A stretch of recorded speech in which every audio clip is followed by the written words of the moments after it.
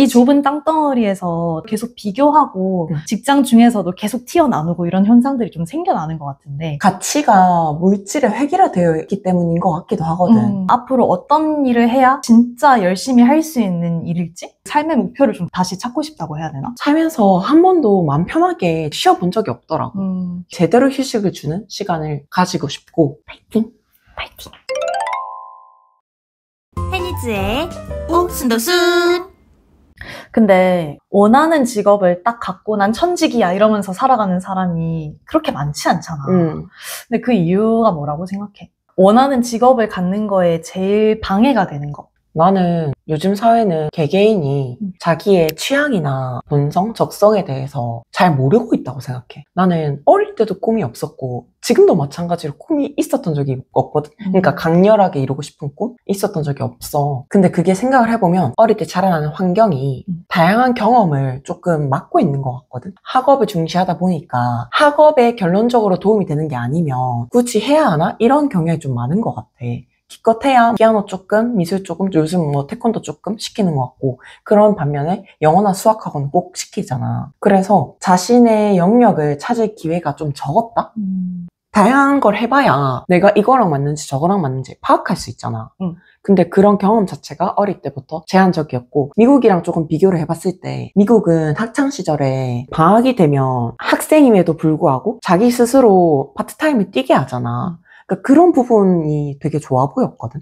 또 연애적인 측면을 봤을 때 한국은 중고등학교 때 연애하면은 뭐 정말 잘했어 이런 사람은 없잖아. 그러니까 그런 것만 봐도 조금 어린 시절에 다양한 경험을 하는 거에서 제한되어 있다.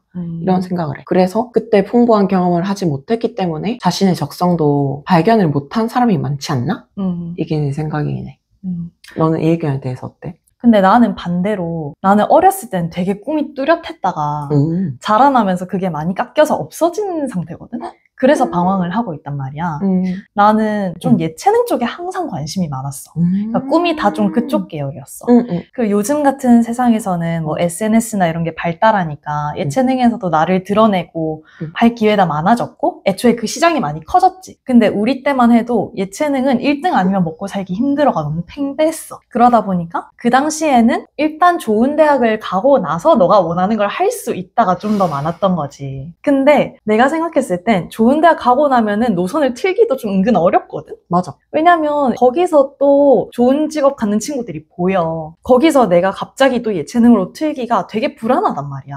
그렇기도 하고 요즘 세상에서는 너무 경력직을 요한다? 대학생활 내내 그 기업에 관련된 경험이나 이런 게 있는 사람을 더 선호하고 맞아. 그렇다 보니까 대학이 어떤 경험의 장이라고는 하지만 실제로 진짜 다양하게만 경험하기에는 은근 어려운 측면도 있다고 생각하거든. 그 시간이 되게 짧고. 그래서 나 같은 경우도 지금 대학 다니고 어영부영 하다 보니까 식품 마케터로서 4년을 일을 했는데 갑자기 내가 예체능, 나 공연 기획 쪽으로 가고 싶어 라고 하면 또 지금 30이 다 된 나이에 방황을 해야 되는 거지. 근데 이게 불가능한 일은 아니지만 되게 심적으로 압박이 심하단 말이야. 그렇지. 그래서 내가 얘기하고 싶은 거는 어쨌든 꿈이 있더라도 그 꿈을 이루는 길이 되게 좁다거나 경쟁이 치열하다거나 아니면 내가 삐끗 잘못해서 이 길이 아닌 다른 길로 잠깐 갔다 왔다거나 했을 때 다시 그 꿈을 쫓기가 현실적으로 좀 어려운 상황들이 있는 것 같다. 그러니까 정리하자면 너랑 나랑 차이는 나는 애초에 내가 원하는 게 뭔지 모른다는 거고 많은 사람들이 너는 그래도 어느 정도 사람들이 자기가 원하는 건 알지만 현실적인 이유 때문에 그것을 이루지 못하고 있는 상황이 많다. 이렇게 이해하면 될까? 둘 다인 것 같아 내 생각에는. 너 말대로 사람들이 하고 싶은 게 있는데도 현실적인 이유 때문에 다른 직업을 가지는 경우도 많잖아. 그렇기 때문에 본업은 따로 있고 부업으로 자기가 진짜 하고 싶은 거를 이렇게 병행하듯이 하는 경우를 난 많이 봤는데 이런 현상에 대해서는 어떻게 생각해? 너무 대단하지.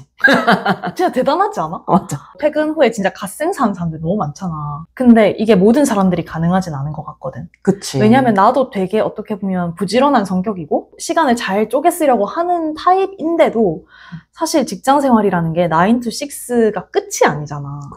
대부분의 직장은 야근이 있고 주어진 일만 하고 땡 끝나는 게 아니라 계속 그 안에서도 승진이니 직장에서 요구하는 것들이 많아지다 보니까 살아남기 위해서도 직장 외에서 많은 시간을 써야 되는 현실인 것 같거든? 맞아. 그래서 나는 퇴근을 하더라도 하루 종일 너무 시달려서 그냥 에너지가 없었어. 그래서 모두가 진짜 갓생을 살 수 있으면 좋겠지만 나는 그게 안 돼서 사실 지금 퇴사를 한 거거든. 근데 나는 물론 개인으로 봐선 대단한데 우리나라에서 이제 그런 사람이 많다 보니까 갓생을 이렇게 진짜 너무 대단하다고 칭송하고 그게 이제는 약간 그렇게 하는 게 좋은 거라는 인식이 생기고 또 하다못해 미라클 모닝 이런 챌린지까지 생기잖아. 4시에 일어나. 와 그런 게 사람들을 힘들게 하고 있다 생각하거든. 그래서 요즘 진짜 그 갓생에 대해서 약간 좀 회의적으로 보는 콘텐츠들도 은근 나오고 있는 게 그런 이유에서인 것 같아. 그러니까 갓생을 하는 사람들이 잘못됐다도 아니고 그치. 갓생 안 하는 사람들이 잘못됐다도 아닌데 그냥 자기에게 맞는 사이클을 살아가면 되는 건데 어느 순간 갓생이 너무 유행하면서 그렇게 사는 사람들이 진짜 제대로 살고 있는 거고 나머지는 좀 게으르다 이런 식의 이분법이 조금은 생겨버린 게 아닌가? 암묵적으로? 그러니까 다 같이 진짜 집단 번아웃을 더 빨리 경험하는 이유도 이런 풍조에 있는 거 아닌가라는 생각이 난 조금 들어. 그러면 너는 이렇게 사람들이 자기가 원하는 일이 아닌데 너무 열심히 하느라고 번아웃이 오는 현상, 자기가 원하는 일을 못 찾는 현상, 일단 이런 것들을 좀 해결하려면 어떤 게 필요한 것 같아? 나는 첫 번째로는 다양성에 대해서 포용했으면 좋겠어. 우리나라는 하나 유행하는 거 있으면 막 따라가고 튀는 사람이 있으면 흘겨보거나 어쨌든 개성을 막 다양하게 포용하는 분위기는 아니잖아. 그래서 조금 개개인이 다양해졌으면 좋겠다.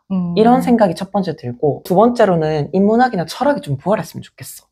그러니까 우리가 고도 성장기에는 당연히 개발이 1순위였잖아. 근데 그러다 보니까 그 개발에 필요한 공학이나 경영학 이런 게 좀 집중적으로 촉망을 받았고 그러다 보니 몸을 쓰는 그리고 좀 향유하는 예체능이 일반 학교에서는 압도적으로 적은 시간이 들어있기도 하고 덜 중요하게 여겨지기도 했고 또 특히 시나 소설 이런 인문학은 더더욱 약간 성적과는 관련이 없는 학문 또 철학과를 가면 쟤 좀 특이하다 철학을 어떻게 밥 벌어먹냐 이런 말도 나는 은근히 많이 들었거든.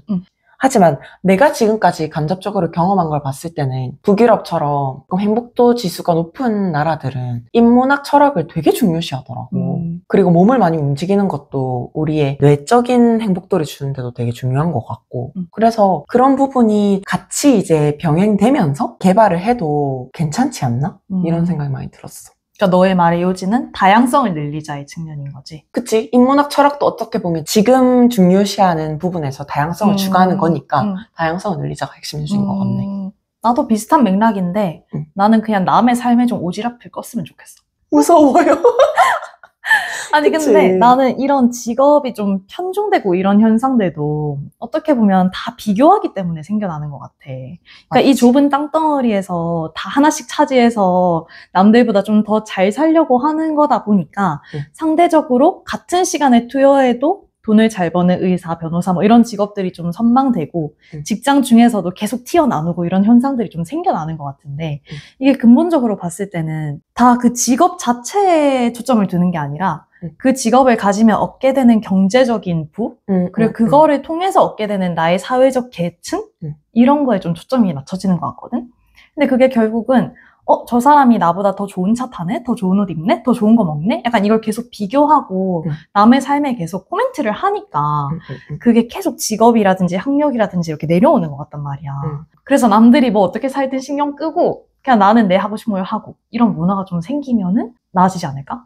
이런 생각이 좀 들었어. 너 말에 조금만 더 추가를 하면 결국에는 가치가 물질에 획일화되어 있기 때문인 것 같기도 하거든. 비교를 하는 것도 당연히 중요한데 그 비교를 하는 것도 결국에는 누가 물질을 많이 가졌는가로 비교해야 되잖아. 그래서 이런 물질 우상주의가 다양한 가치, 예를 들어서 가족이라든지 건강이라든지 이런 부분으로 조금 퍼졌으면 좋겠고 유명한 통계가 있잖아. 여러 나라 사람들한테 본인의 인생에서 어떤 가치가 가장 중요하냐고 물어보았을 때 1순위로 뽑은 게 돈인 나라가 유일하게 한국이었다고 하잖아. 다른 나라들은 가족이나 건강이 많은데.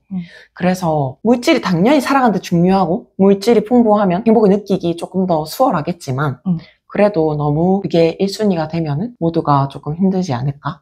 이런 생각을 많이 했어. 다양성. 그럼 다시 우리 얘기로 넘어와서 너는 그럼 퇴사를 한 현재 기준에 앞으로 어떤 삶을 그려나가고 싶어? 나는 일단 퇴사를 한 이유 자체가 기존 직장이 너무 힘들어서라기보다는 그 삶이 아닌 다른 삶의 가능성을 조금 더 빨리 찾는 시간을 갖고 싶다라는 목적이었잖아. 그러다 보니까 이 퇴사를 한 남는 자유시간에 내가 앞으로 어떤 일을 해야 의미를 찾고 내가 진짜 열심히 할 수 있는 일일지 그걸 좀 찾고 싶어. 그러니까 내가 원래 있었지만 없어진 그 삶의 목표를 좀 다시 찾고 싶다고 해야 되나? 내가 어디서 들었는데 내가 평생 하고 싶은 일을 찾을 때 기준이 내가 진짜 좋아하고 잘하는 일을 찾으려고 하지 말고 내가 힘든 거를 견딜 수 있을 정도의 일을 찾으라 그랬거든? 그러니까 내가 아무리 시련과 고통이 있어도 이 일을 하고 싶다라는 일을 찾으래. 중요한 기준이다. 근데 난 지금까지 그런 일이 없었던 것 같아. 그래서 조금 이 시간이 힘들기는 하지만 좀 치열하게 고민해보고 여러 가지 시도를 해보면서 내가 진짜 그렇게 추구할 수 있는 일을 하나 찾고 싶다. 그게 나의 지금 퇴사 후 가장 큰 목표인 것 같아. 좋다. 나는 너랑 비슷하긴 한데 내가 퇴사한 이유가 번아웃이다 보니까 그 번아웃을 왜 왔는지 돌이켜보고 번아웃을 치유하고 싶은 마음이 큰 것 같아. 그래서 첫 번째로는 생각해보니까 살면서 한 번도 마음 편하게 제대로 1년 정도를 쉬어본 적이 없더라고. 휴학을 했어도 항상 그 텐션이 있었고 그래서 조금 진짜 제대로 쉬는 나에게 제대로 휴식을 주는 시간을 가지고 싶고 두 번째로는 자율성 때문에 퇴사를 했다 보니까 내 삶에서 내가 하고 싶은 일을 원하는 시간에 원하는 장소에서 하기 위한 환경을 만들기 위해서 필요한 것들을 조금 세팅하는 시간을 가질 것 같아. 그러기 위해서는 다양한 경험을 해봐야 되겠고 그 일환으로 너랑 이렇게 유튜브도 하고 있고 난 글도 쓰고 있고 결론적으로는 지금 몇 년 정도가 걸릴지 모르겠지만 최대 길게 잡아서 5년 정도가 지났을 때 내가 원하는 자유로운 삶을 살면서 하고 싶은 일을 즐겁게 일하고 있으면 좋겠어. 즐겁게 일하는 게 진짜 중요한 것 같아. 중요하지. 그러면 이제 진짜 마지막으로 우리도 퇴사한 지 한 3개월밖에 안 되긴 했지만 우리처럼 뭔가 비슷한 이유로 퇴사를 고민하고 있거나 아니면 퇴사를 한 사람들한테 너가 좀 해주고 싶은 말이 있어. 우선 용기를 내시라. 이 말을 해드리고 싶고 그 이유는 나는 무언가 변화를 위해서는 그러니까 무엇을 얻기 위해서는 일단은 시도를 해야 된다고 생각을 하거든. 로또도 일단 사지 않으면 당첨될 일이 제로잖아. 그렇기 때문에 잃을 가능성도 있지만 일단은 해봐야 돼. 저질러 봐야 돼. 그런 의미에서 용기를 내보시라 하고 싶고 그리고 정작 퇴사를 했을 때 원하는 만큼의 목표를 이루지 않더라도 나는 어떤 형식으로든 나에게 그게 경험적인 자산이 된다고 믿어. 설령 나중에 다시 다른 직장으로 돌아간다고 하더라도 그렇기 때문에 절대 잃는 게임이 아니다. 이 말을 하고 싶고 하지만 퇴사를 아직 하기 직전이시라면 너무 힘든 게 아니면 퇴사를 한 이후의 플랜을 소득적이든 뭐 어떻게 생활이든 그 플랜을 구체적으로 세워놓고 퇴사를 하시면 조금 더 덜 죄책감을 가지고 그리고 덜 불안하면서 퇴사 후의 라이프를 잘 즐길 수 있다고 생각을 합니다. 파이팅! 파이팅! courage! 나도 비슷하게 생각보다 퇴사를 해도 많은 것이 바뀌지 않는다? 장단점이 명확하게 있는 것 같아. 내가 각오를 했음에도 불구하고 퇴사하고 난 생활은 조금 훨씬 불안함이 더 큰 것 같다. 근데 불안을 진짜 견딜 수 있을 정도로 내가 새로운 경험을 많이 하게 되는 것도 있는 것 같아. 그래서 다른 걸 하고 싶은 욕구가 너무 강렬하다 하면 진짜 플랜을 세워두고 나와보는 것도 나쁜 선택은 아닌 것 같다. 나와서 진짜 드라마틱하게 좋지도 않지만 맞아. 드라마틱하게 나빠지지도 않는 것 같다. 맞아요. 자, 그러면 오늘 저희가 퇴사한 저희의 경험과 한국에서 뭔가 원하는 일을 하기 힘든 그런 이유들에 대해서 이야기를 좀 해봤는데 저희랑 비슷하게 퇴사를 고민하고 계시거나 퇴사하신 분들에게 좀 도움이 됐었으면 좋겠고 그러니까 공감되시거나 다른 생각이 있으시다면 댓글로 남겨주시면 감사할 것 같습니다. 그리고 다음 영상에서는 조금 더 재밌는 다른 주제로 이야기를 해보려고 하니까 구독과 좋아요, 알림 설정 부탁드려요. 안녕.